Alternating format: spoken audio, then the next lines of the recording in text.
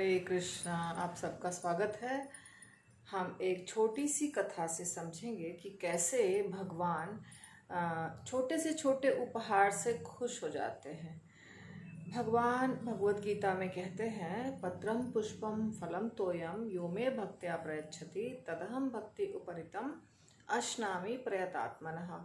तुम मुझे एक फूल, एक फल, थोड़ा सा जल या तो एक पत्ता भी अगर श्रद्धा से प्रेम पूर्वक चढ़ाओगे यानी कि भोग लगाओगे तो मैं उसे अवश्य स्वीकार करूँगा। तो हम सब लोग ऐसे ही थोड़ा थोड़ा भोग लगा सकते हैं भगवान को और उनको प्रसन्न कर सकते हैं। तो ऐसा लगता है हमें कि हमारे पास ज़्यादा पैसा नहीं है, हम तो बहुत गरीब हैं, हम भगवान को कैसे भोग लगाएंगे। तो ऐसा नहीं सोचना चाहिए। आपको जैसे गंगा में आप स्नान करते हैं तो गंगा का ही जल लेकर के आप गंगा को अर्पित कर देते हैं तो वो उनको लग जाता है, गंगा माता स्वीकार कर लेती हैं। या तो सूर्य देवता को आप जल लेकर के अर्पित करते हैं, अर्घ्य देते हैं तो सूर्य देवता स्वीकार करते हैं। जल तो एकदम साधारण चीज़ है जो सब जगह मिलता है। इसी प्रकार भगवान को भी आप जल चढ़ा सकते हैं और आपके घर में जो भी पदार्थ है शुद्ध शाकाहारी बिना प्याज लहसुन का वो आप चढ़ा सकते हैं भगवान को, मंदिर में, अपने घर में, जहाँ भी हैं। यहाँ तक कि मन मन में भी अर्पित होता है। यदि किसी व्यक्ति का शरीर अस्वस्थ है, वो नहीं कुछ कर पा रहा है, तो जहाँ वो बैठ के खा रहा है वहीं पर भी वो मन में या हाथ जोड़ के भगवान को भोग लगा सकता है। उतना स्टैंडर्ड उसको नहीं माना जाता अच्छा, पर फिर भी भगवान स्वीकार करते हैं। एक बहुत प्राचीन कथा है जो करीब करीब आप लोगों को पता ही है कि एक ब्राह्मण रहता था जो बचपन में भगवान का मित्र था, जिसका नाम था सुदामा। और बहुत दिनों से जब वो छोड़ा गुरुकुल सांदीपनि मुनि का, तो कृष्ण भगवान से फिर वो मिला नहीं बीच में। अर्थात कृष्ण भगवान और सुदामा सांदीपनि मुनि के आश्रम में गुरुकुल में एक साथ पढ़ते थे। वो ब्राह्मण था और भगवान क्षत्रिय थे। फिर भगवान भी राजा बन गए इधर द्वारका के, और सुदामा बहुत गरीब ब्राह्मण था, गरीब ही रह गया। लेकिन जब गरीबी बहुत ज़्यादा बढ़ गई तो उनकी पत्नी को पता था कि इनके बचपन के दोस्त बहुत अमीर हैं और उनका बहुत बड़ा राज्य है, साम्राज्य है और ऐश्वर्य है। तो वो सुदामा को बोलने लग गई कि क्यों नहीं आप अपने मित्र के पास जाते हैं और उनसे अपना सब हाल समाचार बताते हैं, वो ज़रूर आपकी मदद करेंगे। तो सुदामा ब्राह्मण सोचे कि मैं कैसे जाऊं बिना कुछ लिए हुए। तो उन्होंने अपने पत्नी को कहा कि कुछ दे दो मुझे जो मैं भगवान को अर्पित करूंगा, अपने दोस्त को अर्पित करूंगा। तो उनके पास कुछ भी नहीं था घर में, तो पड़ोसन के यहाँ से वो मांग के थोड़ा सा चूड़ा, पफ्ड राइस, चिप्ड राइस ला करके देती हैं, फटे हुए कपड़े में बांध करके, और भगवान उसको ले करके जाते हैं द्वारका। बड़ी मुश्किल से किसी न किसी तरीके से दूसरे ब्राह्मणों की सहायता से वो भगवान तक पहुंचते हैं, क्योंकि राजा के दरबार में जाना अंदर तक इतने गरीब व्यक्ति का, जिसको कोई वॉचमैन, सिपाही कोई नहीं पहचानता है, ये बहुत कठिन कार्य था। पर भगवान अंतर्यामी है, उनको पता चल गया कि सुदामा मिलने आ रहे हैं मेरे से। फिर भी जब वो ब्राह्मण पहुंचता है तो जो फॉर्मली होता है, जो तरीके से, वैसे उनको खबर पहुंचती है कि उनका मित्र दरवाजे पर है। भगवान 1 मिनट भी देरी किए बिना वहां तक आते हैं, दौड़ करके उनको गले लगाते हैं, उनको अंदर लेके जाते हैं, अपने बिस्तर पर बिठाते हैं, उनका चरण पखारते हैं, उनको अच्छे अच्छे पदार्थ खाने देते हैं, उनको पंखा झेलते हैं और चरणामृत को अपने सिर पर छिड़कते हैं। उनके साथ साथ रुक्मिणी माता भी पंखा झेलती हैं, तो बहुत अच्छा स्वागत करते हैं। इसके बाद पूछते हैं कि मेरी भाभी ने क्या दिया है मेरे लिए। तो सुदामा ब्राह्मण को बहुत शर्म आती है कि इतने बड़े राजा हैं, इनको मैं कैसे पोटली में रखा हुआ चूड़ा दूं। फिर भी वो भगवान कृष्ण ले लेते हैं, छीन करके ले लेते हैं उनके हाथ से और ग्रहण करते हैं। अब आप सोचिए कि इतने भगवान तो पूरी सृष्टि के मालिक हैं, और वैसे भी धरती पर भी जब वो रह रहे थे, लीला कर रहे थे, तो भी वो राजा थे। ये गरीब ब्राह्मण जो इतना लंबी दूरी तय करके आया था, कैसे भी कपड़े में उनके बंधे हुए थे वो चूड़ा, और भगवान उस चूड़ा को खाते हैं। खाने के बाद 2 मुट्ठी खाते हैं, 1 मुट्ठी खाते हैं, जैसी भी कथा में आती है।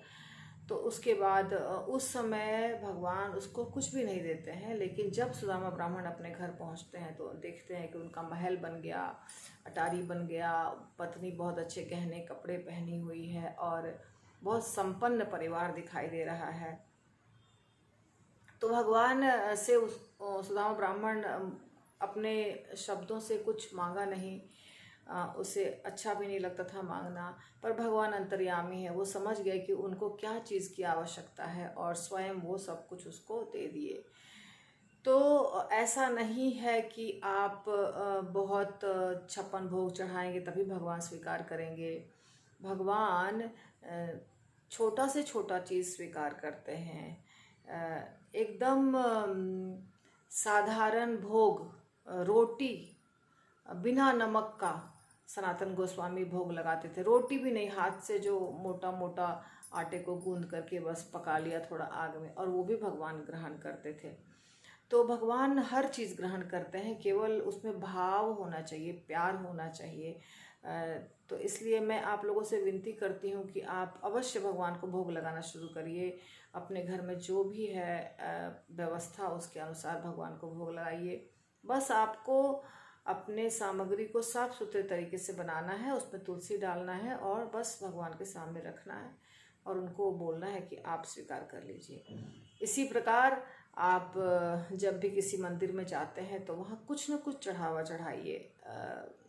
1.25 रुपया भी भगवान लेते हैं, कुछ भी लेते हैं भगवान, लेकिन आप जब कुछ भगवान को देते हैं तो वो खुश होते हैं। जैसे हमारे पिता अगर हमें कोई पॉकेट मनी देते हैं, चाहे वो 100 रुपया चाहे 200 रुपया हर महीने देते हैं, और हम उसको बचा बचा करके अपने पिता के लिए कुछ खरीद कर लाते हैं, कलम खरीद के लाते हैं उनके लिए, कभी कोई दूसरा गिफ्ट लाते हैं, तो पिता बहुत प्रसन्न होते हैं। वो पैसा तो पिता का ही था जो उन्होंने हमें पॉकेट मनी के रूप में दिया था, परंतु हमने जब उनके लिए उस पॉकेट मनी से बचाकर कुछ खरीदा और उनको गिफ्ट दिया, तो वो बहुत इसलिए प्रसन्न होते हैं कि हमने उनका केयर किया, हमने उनको कोई ऐसी गिफ्ट दी जो जिसके लिए हमें बहुत बचाने का मेहनत लगा,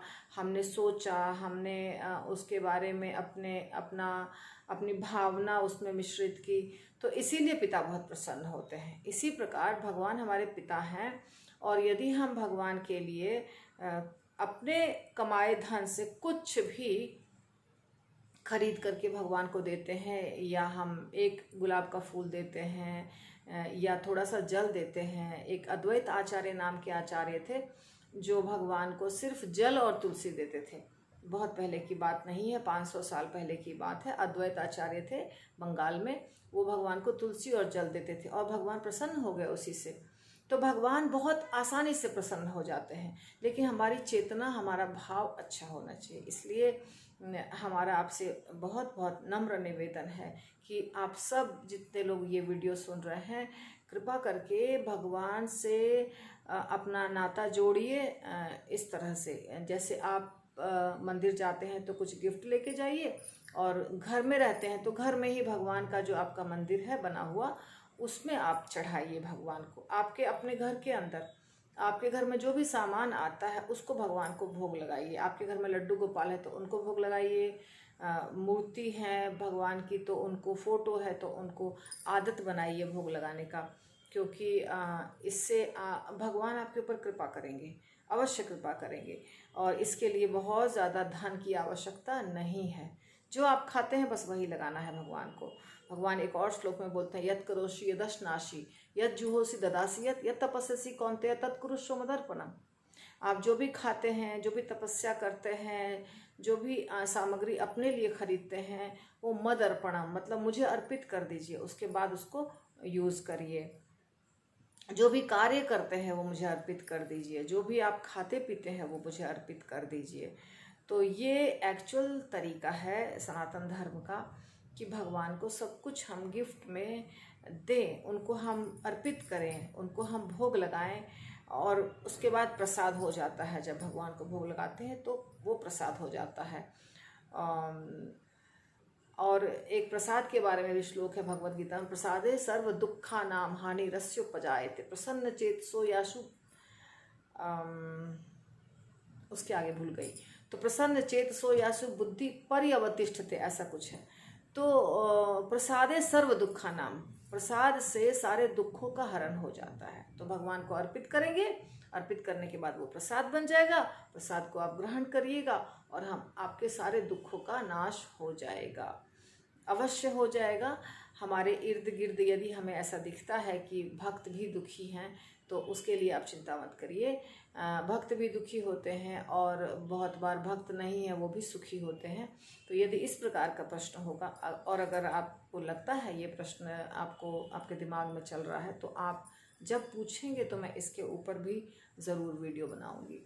तो हरि बोल, आप लोग सब खुश रहिए और भगवान से अपना नाता जोड़ के रखिए। हरि बोल।